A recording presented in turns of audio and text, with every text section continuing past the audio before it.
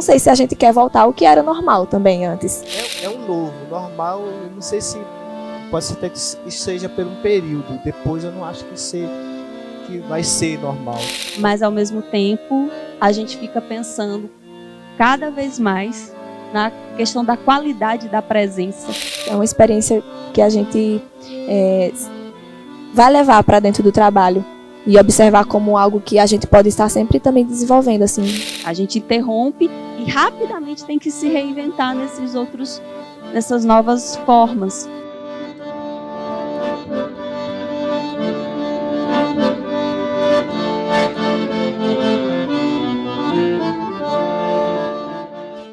Olá, agora a gente vai conversar sobre o novo normal no teatro. Nós somos a Companhia Biruta, a gente é uma companhia que está há 14 anos aqui na região, fazendo teatro, vivendo de teatro, pesquisando teatro. E nesse período a gente busca aliar formação na periferia, que é onde a gente é sediado, na periferia da cidade, com uma pesquisa antropológica sobre as manifestações culturais do Vale do São Francisco, do Sertão do São Francisco, né, de todo esse recorte geográfico, para trazer isso como poética, como matriz poética, estética para o nosso fazer teatral. E aí eu me chamo Cristiane Crispim, sou atriz, produtora cultural, professora de arte educadora, também do grupo, e a gente está aqui com mais 2 componentes. Olá, eu me chamo Camila Rodrigues, sou integrante da Biruta também, atuo como atriz, produtora, social media, tento dialogar também o trabalho do grupo com o audiovisual, que é um outro lugar também que eu atuo, e é isso. Olá, meu nome é Antônio Veronaldo, eu sou ator, diretor, produtor e também, de vez em quando, dramaturgo do grupo, e é isso, né? A ideia é que a gente possa cada vez mais fortalecer essa imagem do grupo aqui na nossa região e também para além das fronteiras.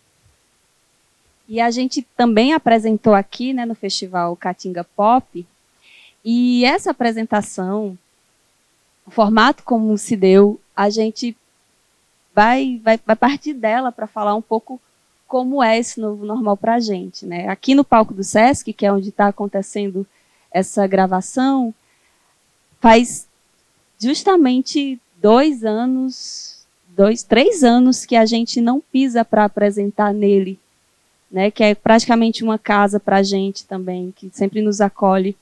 A última apresentação foi em 2019, um pouquinho antes da pandemia. E depois disso a gente não teve a oportunidade de voltar mais. Inclusive, a gente ainda não teve a oportunidade de voltar a apresentar com o público. Isso vai acontecer daqui uns dias, mas ainda estamos em fase de preparação para esse momento. E a gente estava pensando assim, como é diferente, né, voltar ao palco do Sesc com fazendo teatro, fazendo o experimento cênico Cenas Ribeirinhas, que vem de uma pesquisa profunda da gente, que se desdobra em várias outras, mas fazer com câmeras, filmando, né, com alguns cortes, e como isso tem impactado o nosso fazer, né, teatral. Sim, retomar essas atividades com Cenas Ribeirinhas, ela é muito simbólica e é muito significativa para a gente, porque sempre quando a gente está nesse processo de retomada dos trabalhos, até mesmo antes da pandemia, quando a gente vinha de uma sequência assim, de trabalhos e precisava assentar as ideias e voltar para a pesquisa do grupo, sempre a gente retoma com Cenas Ribeirinhas, com esse trabalho que foi apresentado aqui. Tem exercícios que foram desenvolvidos com base nele também, e a gente sempre retoma para as Cenas Ribeirinhas, para esse trabalho. E na pandemia também, muito simbólico, a gente está retomando também com Cenas Ribeirinhas, uma outra dinâmica, e com essa ligação com o audiovisual, né, com esse hibridismo, essa troca que o grupo sempre teve, mas que era de uma outra forma, de uma outra dinâmica, né? Era mais como um elemento para potencializar aquele trabalho que a gente estava fazendo e como difundir ele em outros lugares, mas não porque estávamos impedidos de fazer o teatro físico, presencial, né, e presente, com nossas presenças e a presença do público também. mas muito diferente, muito é outra energia que demanda, né? Os ensaios que a gente faz, os treinos que a gente faz é voltado para um outro lugar do nosso fazer, mas pisar aqui nesse chão, no Cine Caatinga, tem todo um outro significado, assim. Achei que é uma experiência que a gente vai levar para dentro do trabalho e observar como algo que a gente pode estar sempre também desenvolvendo, assim, em outras possibilidades. Caatinga Pop. Eu acho duas coisas assim dentro do que eu acho que é importante a gente pensar sobre essa fala, né, de um novo normal. Eu acho que não, é um novo normal. Eu não sei se pode ser até que seja por um período. Depois eu não acho que vai ser normal. Eu acho que o que é que essa forma possa potencializar e possa trazer para o nosso trabalho, e também que a gente possa entender qual é o lugar do teatro dessa estrutura que a pandemia e toda essa onda trouxe, assim. Eu acho que tem coisas que são importantíssimas, que eu acho que são ganho, mas tem coisas que são também afirmações, assentamentos, dizer, ó, daqui não pode passar, daqui não rende mais tanto, porque a sua matéria do trabalho, a sua energia de trabalho é outra, né? A sua forma. Eu acho que isso é importante, assim. Tipo, esse momento aqui dentro do Caatinga Pop, eu acho que isso aqui é um ganho dentro dessa estrutura. A forma de aprendizagem, as comunicações o espaço geográfico que se encurtou a partir da mídia, da internet, isso é tudo um ganho desse momento. Um ganho, lógico, um custo muito alto, eu acho, né? Acelerar o tempo, para mim, é uma coisa complicada, que foi o que aconteceu. A gente está tendo que lidar com um aceleramento com a relação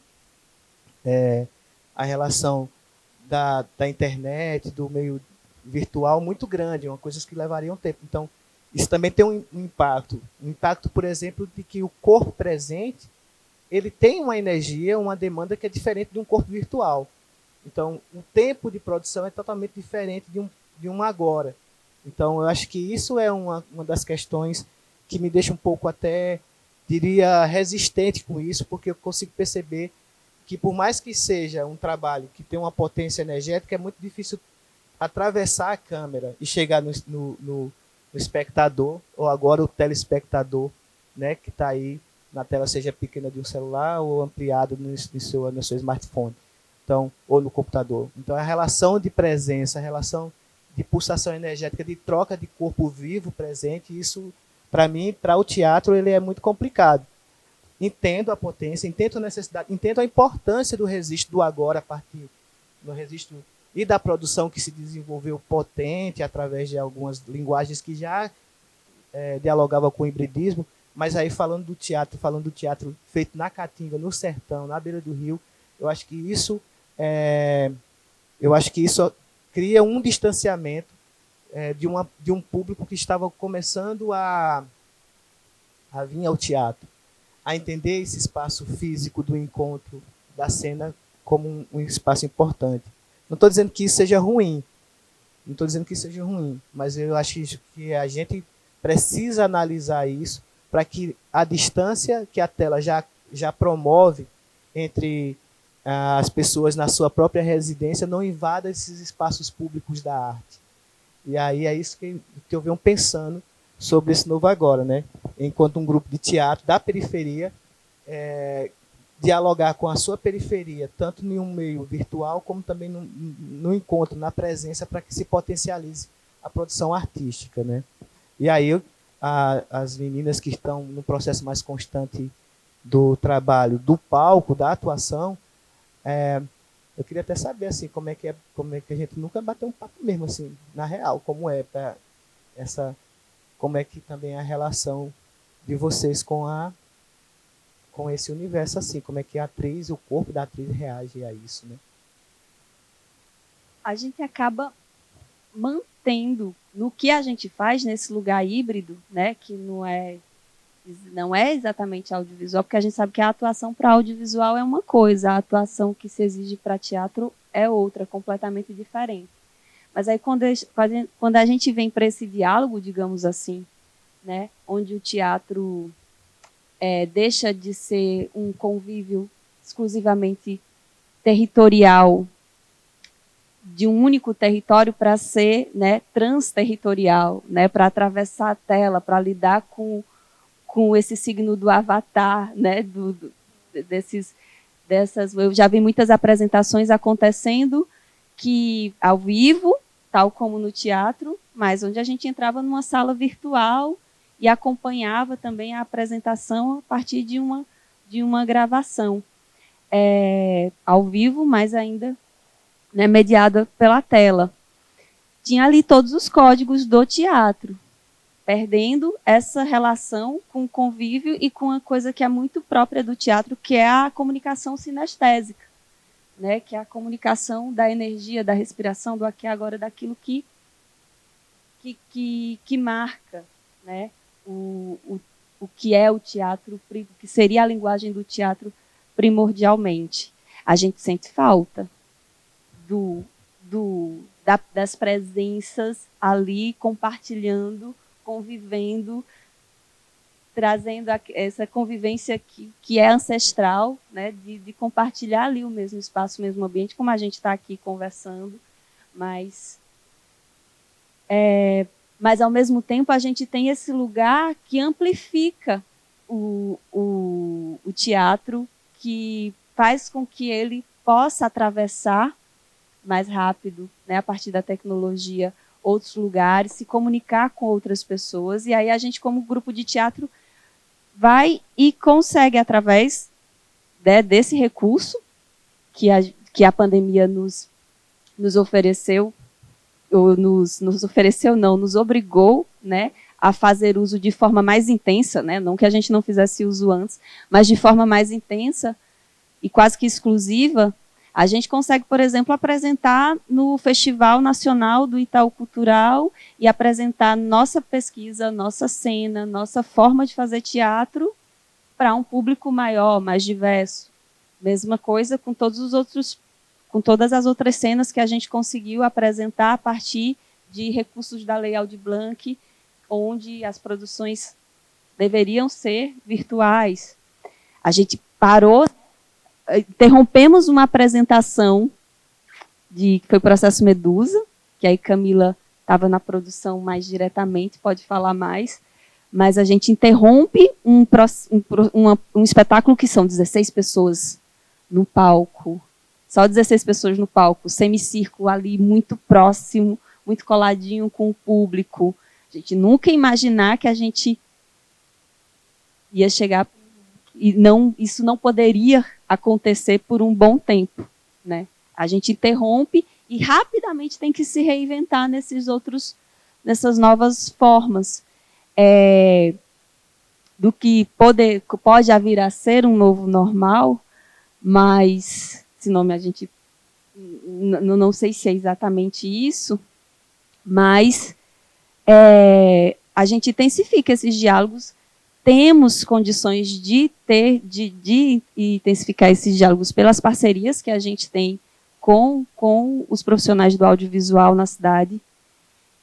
E aí é interessante porque, ao mesmo tempo, dá esse lugar de se ampliar, de se multiplicar e dá a oportunidade da gente debater o próprio teatro, né, como a gente está aqui agora, em outros espaços. Isso é interessante, mas, ao mesmo tempo, a gente fica pensando cada vez mais na questão da qualidade da presença, né? De como a gente, enquanto artistas de teatro, pensa de fato a nossa presença e que contribuição o teatro pode dar para o ser humano, para as pessoas pensarem essa qualidade dessa presença que, nesse período, ficou vulnerável, né? Ficou muito vulnerável. É um lugar de vulnerabilidade, ou pior, de precariedade, né? As presenças, elas, de corpo, de matéria, de física, elas eram um lugar de perigo. Agora, graças à vacina, ainda bem, a gente está retomando, né? Está nesse processo de retomada. Mas, logo no início, era o perigo, né? Era um lugar muito complicado. E como nessa retomada, como é que a gente retoma também, pensa melhor essa qualidade dessa presença nesse contexto, né, dentro desses novos arranjos, dessas novas formas de produzir e dentro dessas novas condições que nos são dadas a produzir. Isso. Tem essas possibilidades que Cris trouxe, Veronaldo, que é de poder circular com o trabalho em outros espaços que, para a gente, em outros formatos, suou. Muitos anos de trabalho, tentar ali ver estratégias, né? E, de repente, com o audiovisual, tem esse salto de tempo, né? Tem esse salto na profissão mesmo, assim, de estar ocupando esses outros espaços. Mas, assim, é tudo muito potente. Eu acho que é um campo que não vai passar, não vai ser assim, superamos a pandemia, podemos voltar ao normal, não vai ser uma coisa que vai ser deixada para trás, essa relação com o audiovisual, né? Tudo que foi construído, aprendido, acho que vai ficar, mas não substitui essa relação direta da presença com qualidade, essa presença de qualidade com o público, porque a gente no palco atuando, o nosso trabalho, a energia do nosso corpo, enfim, eu acho que só acontece porque tem ali aquele público. É um olhar, é uma reação, né? A energia que fica trocando ali, tudo isso vai influenciar no que a gente está apresentando, no que a gente está se propondo a levar. E que aqui, nessas máquinas que vocês estão nos vendo, a gente não tem isso direto. Né? A gente vai ver a reação, vai ver como chegou no pós, que no teatro, para a gente, o agora ali é uma construção junta. A gente tem um espetáculo, a gente sabe o que vai fazer, mas se transforma ali no agora, no momento, pelas presenças que estão ali. E aí pensar nessa coisa do novo normal, porque também o que né? Porque não sei se a gente quer voltar ao que era normal também antes, né? Porque até mesmo antes da pandemia, a gente já vinha, a classe artística, todas as outras linguagens, assim, já vinha mesmo com um projeto de desmonte, realmente, né, de falta de recurso, de editais, de políticas públicas, outros espaços que a gente ocupa agora, impossíveis de serem ocupados em outro momento, especialmente quando a gente pensa em artistas e grupos do interior, do sertão, das periferias, né? Grupos que, como o nosso, por exemplo, que quer estar na sua comunidade, quer trabalhar e pesquisar sobre seu povo, sobre seu território. Esse é um recorte que não interessa muito para o mercado aí. E aí, eu não sei se a gente quer voltar para esse normal, né? Porque tudo isso que a gente comentou aqui é um avanço que não agradecendo a pandemia de forma alguma, mas é um avanço, uma ocupação de espaços que em outro momento seria talvez daqui 5, 10 anos, talvez possível de estar ocupando e de ter avançado. Assim, a Lei Aldir Blanc é um ponto bem que a gente pode pensar sobre isso. Assim. A Lei Aldir Blanc, ela vem de um movimento cultural que há muito tempo, que muito antes disso tudo acontecer, vem reivindicando esse lugar, né, da cultura, da importância da cultura para a sociedade, para o desenvolvimento cultural, social, econômico, né, das nossas cidades, dos nossos estados, do nosso país.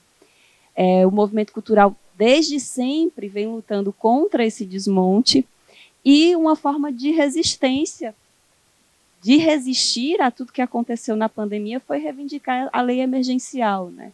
Que amparasse, nesse momento onde fomos os primeiros a parar e somos, de fato, os últimos a poder voltar de forma plena, como é que ampara essa rede de produção que gera tantos empregos, que sustentam famílias, né? Que às vezes as pessoas ainda não entendem a dimensão disso e do trabalho que dá para fazer um projeto cultural, do tanto de profissionais que envolve, do tanto que exige.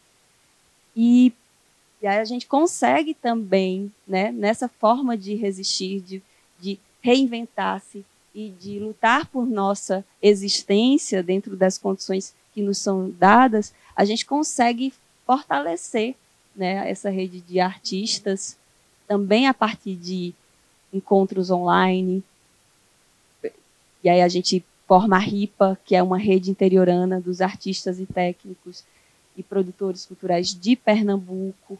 A gente se encontra, se conhece, se reconhece através da possibilidade desses encontros virtuais e fortalece o nosso discurso, né, da nossa reivindicação, da busca pela valorização desse lugar da cultura na sociedade. E ela vem como uma grande vitória. A Lei Aldir Blanc vem como uma grande vitória nesse sentido, dessa luta. E deixa um legado, né? Porque a partir de agora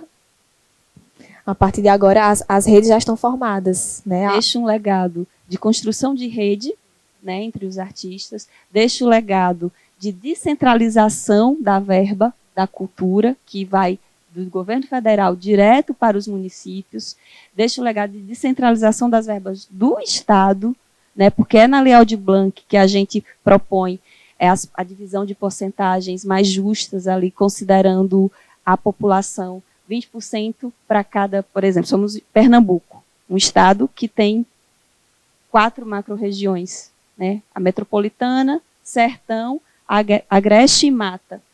Geralmente os recursos da cultura nas políticas públicas do Estado ficam centralizadas em Recife. E você tem toda uma população desassistida. E 3 regiões chamadas de regiões de desenvolvimento não se desenvolvendo na área de cultura porque o dinheiro não chega, porque a verba não chega, o recurso não é interiorizado. A cultura não, a cultura está em todo lugar do interior, mas o recurso aqui não chega. E a Lei Aldir Blanc propõe, né, uma porcentagem que considera o número de população dessas regiões.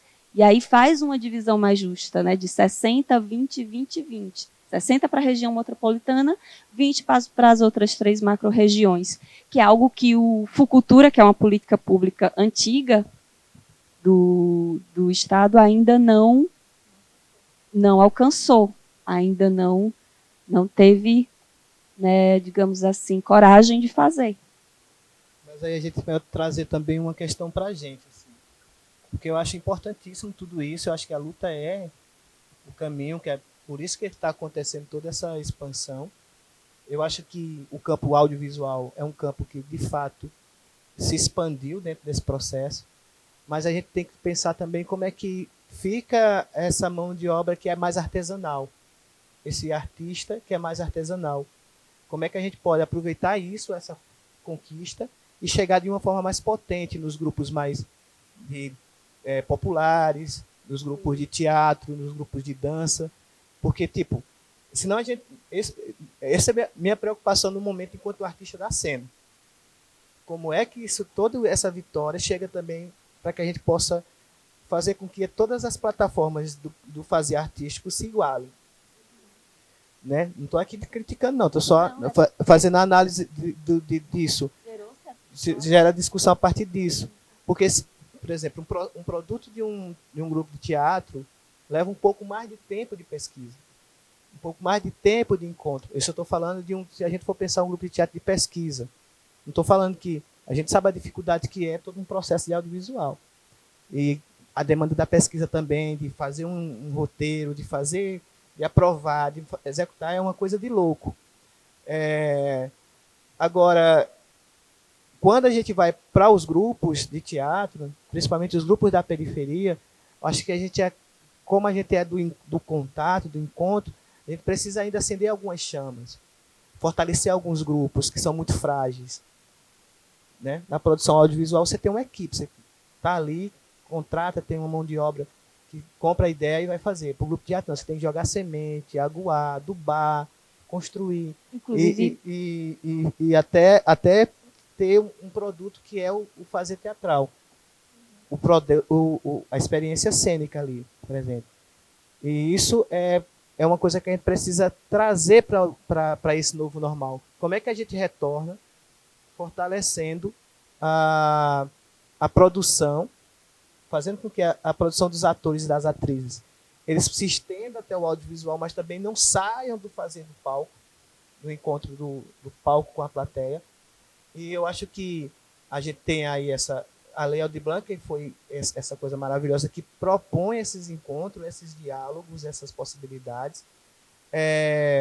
faz surgir novos atores e atrizes para o cinema, para o audiovisual, que é uma coisa fantástica também, e traz um novo questionamento também, porque a gente agora, uma vitória da classe organizada via esse universo paralelo, que é a internet, conseguiu a gente agora aprovar, pelo menos na Câmara de Deputados, a lei Paulo Gustavo, que é um grande marco para mim, para a cultura, para a produção, mas para a gente poder dar de conta disso, a gente vai precisar muito, mas muito mesmo, fazer com que as bases entendam, os artistas entendam que a produção constante, fazer a produção acontecer, ela vai ser fundamental para que ela continue. Tipo, eu preciso não pensar só no grande palco, eu preciso pensar na base, eu preciso pensar que eu tenho que ter mais artistas produzindo, que tem que ter mais artistas populares trocando, né? Lembrando desse processo da cultura popular, que é quanto mais eu dou, mais eu recebo. Né? A cultura popular é assim, quanto mais eu dou, mais eu recebo. Então, é assim que também a gente tem que pensar esse novo normal. Como é que a gente dá mais e recebe mais, não de uma forma capitalista, que eu estou querendo dizer assim, ou de uma forma de uma forma mais humanitária mesmo, assim, do ser humano, da sua essência, da sua forma, do que a gente dá. O que é que a gente pode dar? O que eu posso dar nesse momento é meu trabalho, minha forma de ser artista. Nas produções que eu trago para a gente dialogar. O que é que eu quero receber? Eu quero receber o público, eu quero receber outros artistas também que possam dialogar comigo sobre aquilo. Então eu acho que a lei e a luta da classe fez com que a gente pudesse potencializar isso nesse momento. Mas aí eu quero pensar no pós. Como é que a gente continua fazendo uma rede que não seja só uma rede de interesses, mas uma rede realmente de afetividade, de fortalecimento, para que a próxima geração que não precisa passar por isso, mas ainda tem que passar por isso, ela consiga entender a importância de um projeto desse, de um encontro desse, e de uma luta dessa, para que a gente possa transmitir o fazer para as próximas gerações. Isso, a gente é um grupo que conseguiu se manter produzindo nesse período, né, pelas produções anteriores, pela forma de organização, onde a gente todo mundo produz no grupo, mas muitos grupos de teatro se desfizeram, né? A gente não pode esquecer disso, e a gente espera que essas leis contribuam para a retomada desses grupos também, que essas leis para a cultura se estabeleçam, elas sim virem um novo normal, as leis de incentivo à cultura, e elas se estabeleçam para poder contribuir para esses grupos retomarem. E renovar a cena também, né? Porque quantos artistas, quantas pessoas não se viram artistas também na pandemia, que antes talvez não se entendesse como artista, e a partir dessas leis de emergência, e até mesmo pela organização da classe, foi se entendendo como artistas também, e entendendo que ali o que produzia era algo profissional, que gerava renda. E isso que Veronaldo fala está para além da questão de ego ou de vaidade, porque quando a gente pensa em artistas, né, já tem até um imaginário assim da vaidade e tal, mas como redistribuir essa renda que já foi pensada para ser distribuída, né? Como a gente pode ampliar ainda mais. Porque é isso.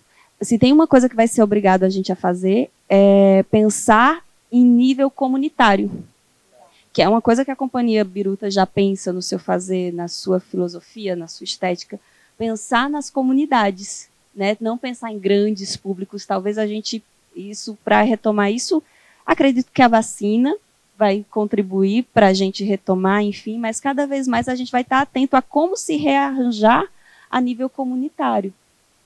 Isso, para mim, é legal, né? Pensar nisso para a própria saúde do planeta. Mas é isso, é esperar também um pouquinho para ver como é que o sistema vai aderir, né, a todas essas necessidades, porque tudo é muito lento. Mas, assim, a gente encerra por aqui nosso bate-papo. Agradece imensamente o convite do Festival Caatinga Pop, esse acolhimento, né, da linguagem teatral dentro do do festival, que é um desdobramento ali do Cine Caatinga, que a gente acompanhou e que a gente vibra como um projeto importante para a nossa região. E é isso. Agradecer, pedir para vocês. Diz aí, Camila. Isso, tem que fazer o merchandising, né, também. Que quem quiser acompanhar a Cia Biruta, conhecer outros trabalhos também, nos siga, nos acompanhe na rede social. A gente tá no Instagram, Facebook e YouTube, Cia Biruta de Teatro. E aí já deixar aqui também um convite, né? A gente está falando de retomada das atividades artísticas. Cris comentou no início que a gente teve uma paralisação e agora a gente vai retomar um trabalho que foi paralisado ali por conta da pandemia. A gente deixa aqui o convite, dias 24, 25, 26 e 27 de março, no Cine Teatro da Praça Céu das Águas. A gente vai estar apresentando o espetáculo Processo Medusa, no bairro Rio Corrente, na periferia da cidade. Estejam todos convidados. Também a gente vai estar logo em seguida com o festival em comemoração ao aniversário do grupo, né, que é a Mostra Biruta de Teatro. E aí a gente também vai estar trabalhando nesse campo, nesse universo híbrido e virtual, onde a gente vai estar comemorando nosso 14º aniversário. Isso. E aí também a galera já vai convidando outros grupos de teatro, outros fazedores também do sertão de Pernambuco e aqui da cidade, para que a gente possa celebrar a existência apesar da distância. Mas é isso. É isso, gente. Obrigada. Obrigado. Obrigada.